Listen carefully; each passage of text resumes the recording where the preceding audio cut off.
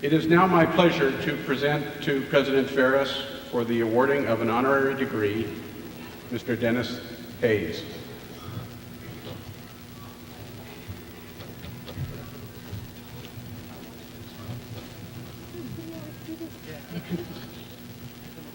Mr. Dennis Hayes has extensive experience in environmental philanthropy, law, and public service.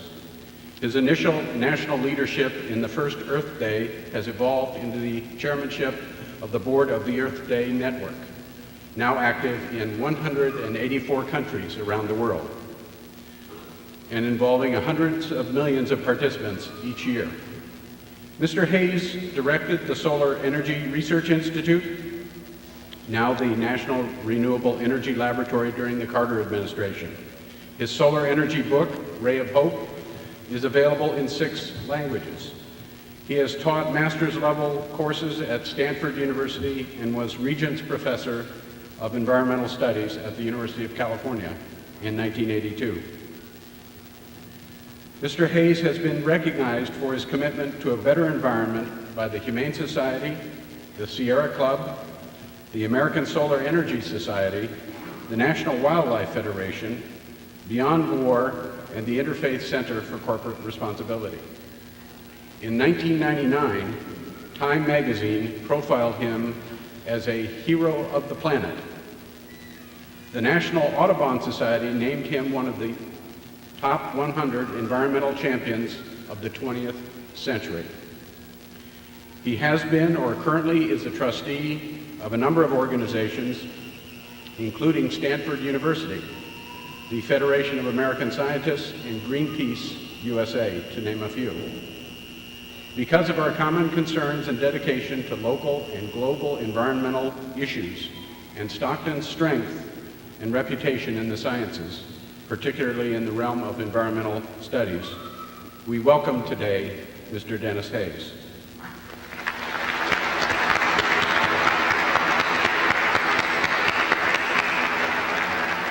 It is now my pleasure to present to President Ferris for the conferral of an honorary degree, Mr. Dennis Hayes.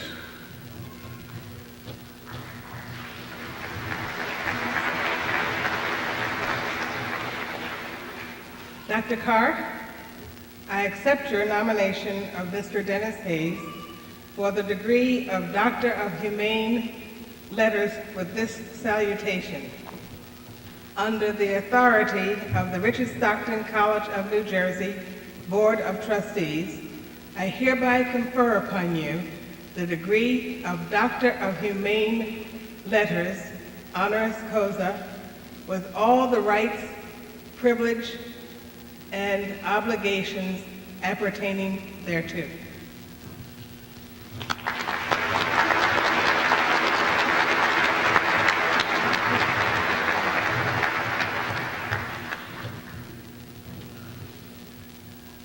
I am pleased to present to you to give our graduation address, Stockton's newest alumnus, Dr. Dennis Hayes.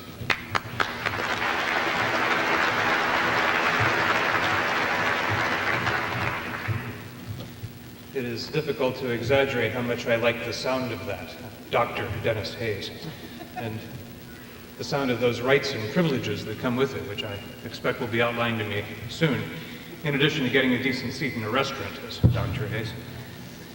President Ferris, and let me pause for just a moment as I begin this preface to my remarks to say that until this morning I had no idea that the ever youthful Vera Ferris, probably the best and certainly the most beloved college president in the United States, was going to be leaving soon. Will you join me in applauding the woman who has done so much to build this institution?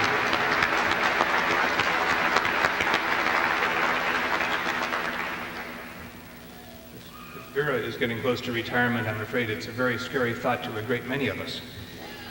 President Ferris, honorable trustees, distinguished faculty, threadbare parents, and all the younger folks with the very big grins on your faces, and especially the soccer team.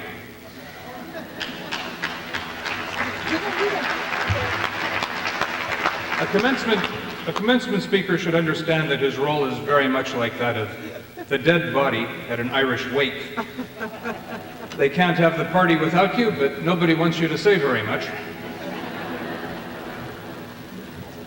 Walking around this beautiful campus this morning, I found myself with thoughts of my own undergraduate years some decades ago in a very different kind of era. The principal sense that I have here is one of peace and tranquility.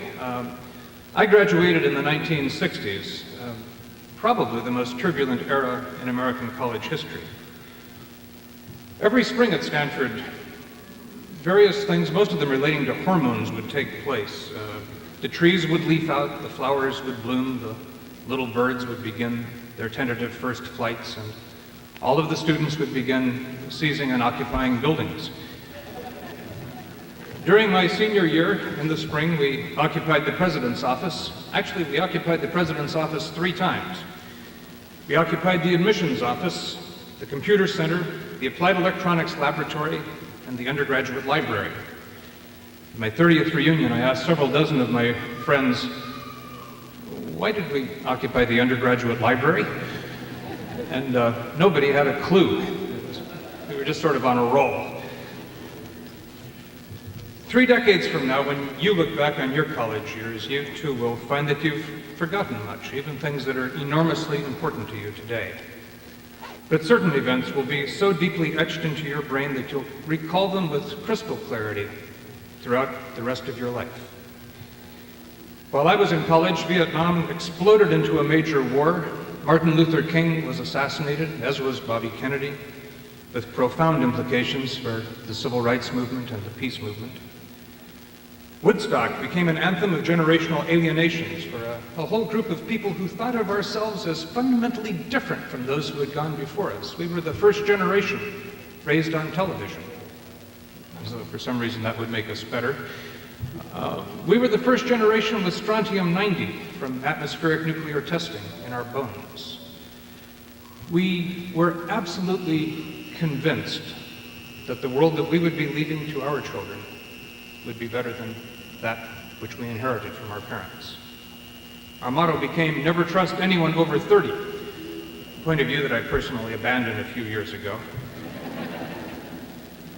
Many of us in the last 3 decades have devoted our lives to the tasks of improving things. And we've not been entirely without success. Let me focus for just a minute or 2 upon my own field, the environment.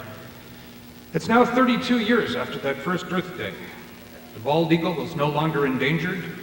The Great Lakes are returning to life. Air pollution has decreased by more than 1/3 across the United States, although we're now driving more than twice as many vehicles, and we're driving each of them more than twice as many miles as we did in 1970. The Cuyahoga River no longer catches on fire. Hundreds of streams and lakes and bays and estuaries are now swimmable. You can eat the fish in them. And millions of people choose to recycle, to conserve water and energy, to eat lower on the food chain, to limit their family size, all for enormously popular environmental reasons. Over the years, we all learned that the environment isn't something out there. We figured out that it's something everywhere. We breathe the environment, we drink the environment, we eat the environment, and we can't harm the environment without harming ourselves. And when we improve it, we improve our own prospects. Perhaps most profoundly, the right, the fundamental right to a safe, healthy environment, a concept that essentially did not exist before 1970. When I grew up in a paper mill community, I woke up every single morning with a sore throat from the sulfur dioxide and the hydrogen sulfide being thrown into the skies. There was no concept that that was something we could stop them from doing. Today, it would be intolerable anywhere. The concept of a right to a healthy environment is now more widely accepted and more entirely believed in by more Americans than some of the fundamental rights in our Bill of Rights. That's the good news, and very good news. The bad news is that all of these accomplishments have been local and or national. Other than finally starting to close the holes in the ozone layer, we have virtually no similar success stories at a global level, and that's where the big threats today exist. That's where the big opportunities today exist. Virtually every major global threat poses a greater danger today than it did in 1970. In the last half of the 20th century, for the first time in history, just one species, Homo sapiens, has begun to acquire the clout of a geophysical force. Humans are literally now changing the climate. Human numbers and their consumption are triggering an epidemic of extinction akin to that following an asteroid collision as we demand and use more and more of the net biological productivity of the planet, of the sunlight that's captured through photosynthesis and must support all life. We now use 40% of it, and as a consequence, about 100 species a day are going extinct. Our numbers have grown to the point where, in order for everyone on Earth to have a Swedish standard of living, we would need 5 more planets. These global interdependencies are knitting us together in ways that make a great many old paradigms irrelevant. It makes no difference at all to Earth whether a lump of coal is burned in Wyoming or whether it's burned in Brazil, whether a rainforest is destroyed in Indonesia or in Asia. We're all in this together. Avoiding an irreversible planetary calamity is now the primary moral obligation of our era, and that's what makes environmentalism more than just one more special interest. As Vera's approaching retirement drives home to us, my generation is now approaching the end of its run. It's your turn. Society has now invested at least 16 years in educating every one of you. Among the 6 billion inhabitants of this planet, you are part of the elite, and the responsibilities on your shoulders are large. The 20th century brought the most astonishing changes that have ever been seen.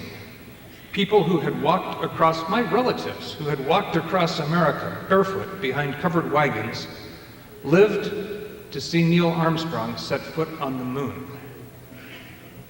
Today, that pace of change, if anything, is accelerating. To focus again on the environment, let me bluntly state a stark fact.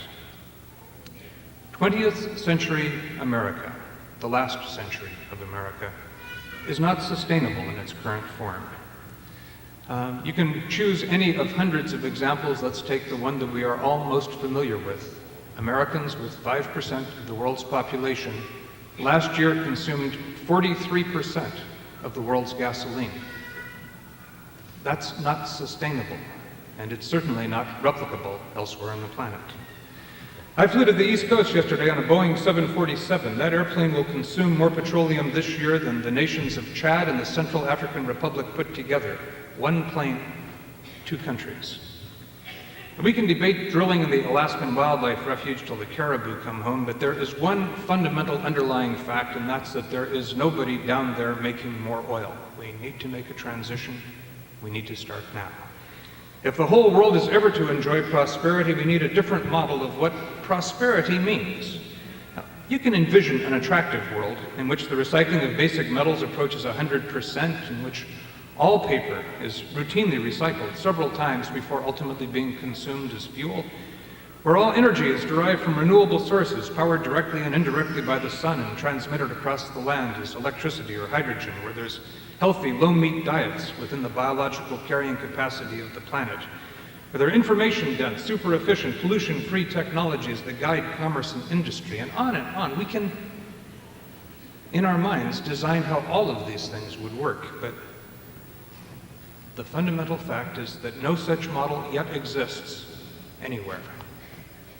That is your generation's challenge, and that is your generation's opportunity. Here comes the tough part. Every commencement talk has to end with advice. Reflecting, I decided I have 3 quick thoughts that I would like to share with you. First, stay young forever. Second, remember that nobody ever passes torches. And third, never wait. Stay young forever. What I'm not suggesting here is that you should still wear nose rings and purple hair and mid-thigh baggy jeans when you're 50. Everybody who's been watching Ozzy understands that tattoos start to look a little silly when they begin to sag. What I'm talking about is your attitude. Samuel Ullman caught the essence of what I'm trying to say in these passages in From the Summit of Years. Youth, he wrote, is not a time of life, it's a state of mind. It's a temper of will, a quality of the imagination, a vigor of the emotions. It's a freshness of the deep springs of life. Youth means a temperamental predominance of courage over timidity, of the appetite for adventure over a life of ease. Nobody grows old by merely living a number of years. People grow old by deserting their ideals. Beware especially of the small compromises of principle that are going to be trying to eat away your youth. The trivial little compromises that you're tempted to make for a greater degree of financial security.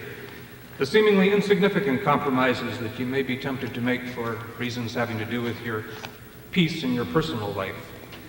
The most insidious of all, the noble compromises of principle that you make today in order to get ahead so that you can acquire enough power to do more tomorrow, because the you who gets power that way will have been transformed by the experience into a different you, a compromised person. Second, no one passes torches. John F. Kennedy's inaugural address left us with many vivid images, but none is more arresting than the picture of one generation passing the torch to a new generation. It has never happened.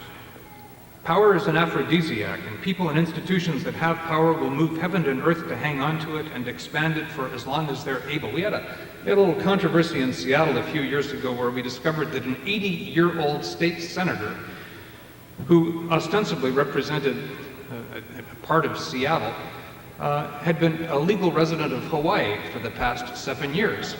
Now, the part of town that he lives in probably has 3 generations underneath him of able people who would love to represent the city, but this guy hung on to that position long after it had any relevance to his life. Finally, when that was discovered on the front page of the paper, he ceased hanging on to it, but he did not voluntarily pass the torch. And in all likelihood, no one will ever pass a torch to you. My generation seized a torch in 1968, and we mounted what the press denigrated as the Children's Crusade in the presidential primaries, and we drove a sitting president from the White House. No one empowered us to do that. We just rose up and did it. Every person in this room has a torch out there someplace with your name on it. Find it and seize it. And finally, the most important advice: don't wait. You are looking ahead at a whole lifetime, and it must seem to you that one of the most bountiful resources that you have is time. Most of you don't have much money, you don't have much power, you don't have any fame, but your whole life is stretching out ahead of you, and you may feel you've got time in such copious abundance that it can be squandered in so many ways: daytime soap operas, playing computer games. But time is the most finite of your resources. You will almost certainly have more money 30 years from now. You will have 30 years fewer of your life available 30 years from now. The time you have is fixed and declining, and as you get older, you will discover, as we have all discovered, it will begin to slip by faster and faster and faster. Now, what I'm not saying is that you should become a workaholic drudge. In fact, I'm saying just the opposite. I once took off and spent 3 years hitchhiking all over Africa and Asia, and I don't regret a single moment of it. What I'm saying is live every day to the fullest. Be conscious of how you're choosing to spend your most valuable assets. 150 years ago, Charles Dickens wrote that it was the best of times, it was the worst of times. It was the age of wisdom, it was the age of foolishness. It was the epoch of belief, it was the epoch of incredulity. It was the season of light, it was the season of darkness. I don't know whether this is the best of times or the worst of times or both, but I know one thing for sure. This is the only time you've got. Use it well. Thank you.